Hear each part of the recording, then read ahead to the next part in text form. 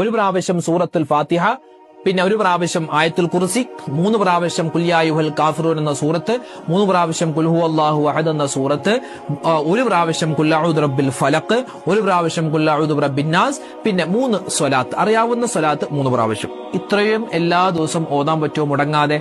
എങ്കിൽ ഇൻഷാ അല്ലാഹ് വെച്ചടി കയറ്റമുണ്ടാകും. കച്ചവടത്തിൽ ഖൈറുണ്ടാവാൻ, അതുപോലെ ശമ്പളം മുടങ്ങിക്കിടക്കുന്നു അത് തിരിച്ചു കിട്ടാൻ, അതുപോലെ സ്ഥാപനത്തിലേക്ക് ആളൊന്നും വരുന്നില്ല.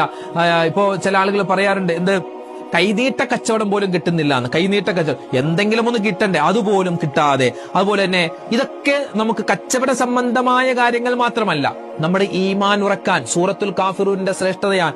നമ്മുടെ ഈമാൻ ഉറക്കും, ഈമാൻ പാറ പോലെ ഉറക്കാൻ, ഇബ്ലീസിന്റെ ശർറിനെ തൊട്ടുള്ള കാവൽ കിട്ടാൻ. അതുപോലെ തന്നെ 4 പ്രാവശ്യം ഈ സൂറത്തുൽ കാഫിറൂൻ ഓതിയാൽ നമുക്ക് എന്താ പ്രതിഫലം എന്നറിയോ? ഒരു ഖത്മ് തീർത്ത പ്രതിഫലമാണ്.